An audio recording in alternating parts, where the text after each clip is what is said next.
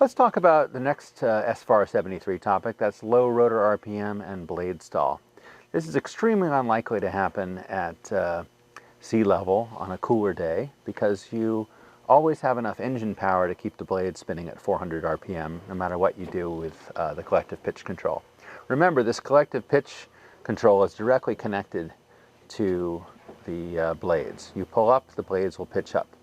What keeps them spinning at 400 RPM is a powerful and running engine. And as you get to thinner air, either because you've gone to higher altitude or because it's a very hot day, the engine will develop less power. This is not a turbocharged engine. So up at 10,000 feet, it only generates about half as much power as it does at sea level. So how do we get into trouble with low rotor RPM and blade stall? Imagine you and 3 beefy guys get into the helicopter in Los Angeles on a hot summer day. It's 90 degrees Fahrenheit on the ground. You're at sea level, however, and even though you're overweight and you've got full fuel and 4 big guys in the helicopter will hover and you can take off. You might be over boosting the engine a little bit, and you'll be putting a strain on the engine and the transmission, but you will be able to fly. So you fly for about half an hour and you arrive in the resort town of Big Bear.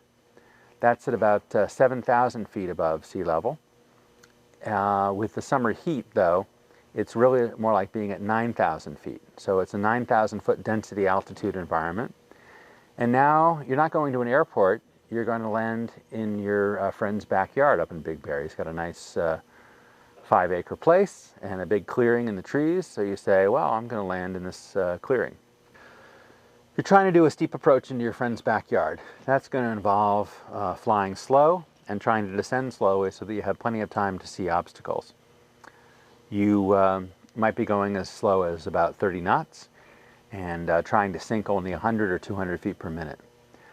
That's going to require a tremendous amount of collective and engine power to keep the blades spinning.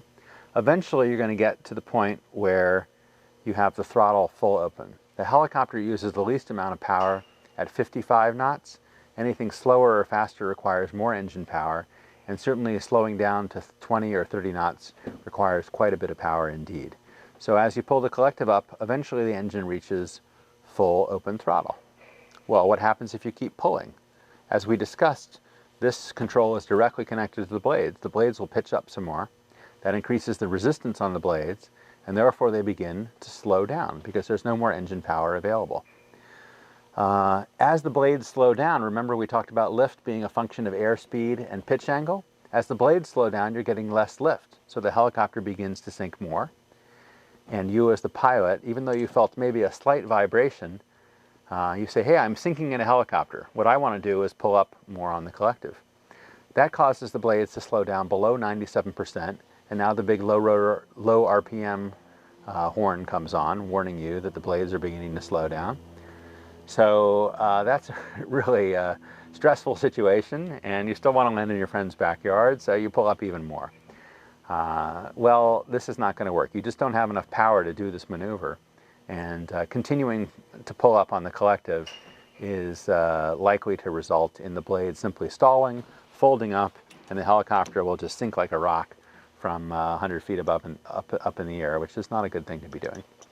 So again, you have to fight your natural tendency to slow down in forward speed and pull up on the collective. What you actually want to do is lower collective a little bit, flatten the blades out so that they can regain their normal flying speed, and you actually slowly push the cyclic forward to get closer to 55 knots, and you fly away from your friend's backyard, and you either go back to Los Angeles at sea level or you land at an airport where you can approach on a nice shallow angle and don't need all that power.